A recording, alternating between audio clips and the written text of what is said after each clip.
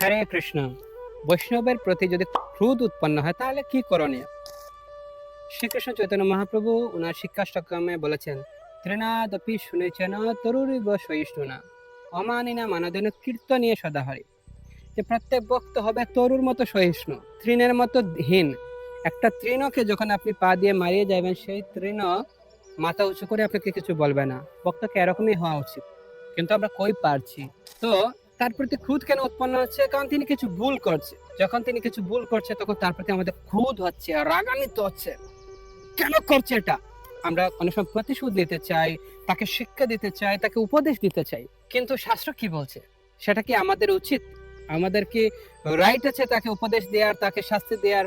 যদি শাস্ত্রে বলছে, যদি গুরুদেব হন তাহলে তিনি তার শিষ্যকে শাসন করতে পারেন, আদারওয়াইজ তাকে শাসন করার আমার কোনো কর্তব্য নেই। যদি সে আমার অধীনে না হয়, আমার অধীন হলে তাকে আমি শাসন করতে পারি।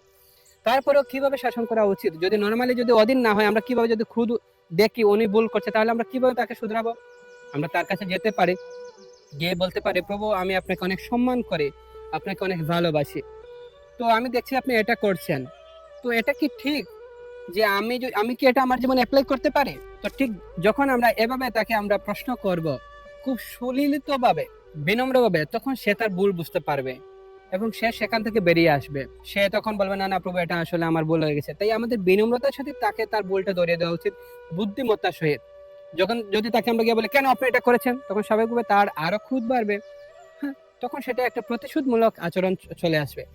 তাই আমাদের উচিত এভাবে তাকে আমাদের সহায়তা করা। তো তখন আমাদের কি করা উচিত? আমাদেরকে নিজে আচরণ করে তাকে এরকম শেখানো উচিত। তাই আমাদের কারো প্রতি এরকম ঈর্ষান্বিত হওয়া উচিত নয়। আমার উদ্দেশ্য হচ্ছে যে তার যে সৎ গুণাবলী আছে সেটা আগে প্রকাশ করা। তো সেই মুহূর্তে আমার এটাও করা কর্তব্য, যখন তার কাছে যাব বা অন্য কেউ আমার কাছে ধরুন বিচার দিলেন যে ওই প্রভুটা এরকম করছে, তখন ওই বক্তার নিকট আমাকে এরকম উপস্থাপন করা উচিত যে, ঠিক আছে তার এই ভুলটা আছে, কিন্তু তার কি কি গুণ আছে এটা একটু বলো। তখন তার প্রথম গুণাবলীগুলো আগে তুলে নিয়ে আসা উচিত। তার যখন গুণগুলো আমরা প্রকাশ করব, তখন স্বাভাবিকভাবে দেখব যে তার এই দোষটা তার এই হাজার গুণের তুলনায় খুবই তুচ্ছ। তখন তার প্রতি আমরা ক্রোধ হবে না, ঈর্ষান্বিত হবে না। তো শিল নীলাঞ্জন স্বামী মহারাজ তিনি তার একটা প্রবচনে বলেছিলেন যে, যদি কেউ একটা লাইনে দাঁড়িয়ে থাকে হাত ধোয়ার জন্য, মানে প্রসাদ পাওয়া শেষে সে হাত ধুবে, তো সামনের জন তিনি আগে হাত দিয়ে চলে গেছে, কিন্তু পরের জন সেও তো একটা না একটা মুহূর্তে হাত ধুবে, তার হাত পরিষ্কার হবে। তাই বলে সামনের জনের উচিত নয় এরকম চিন্তা করা, ওরা সবাই পচা, ওদের হাত একটু আছে, আমার হাত পরিষ্কার।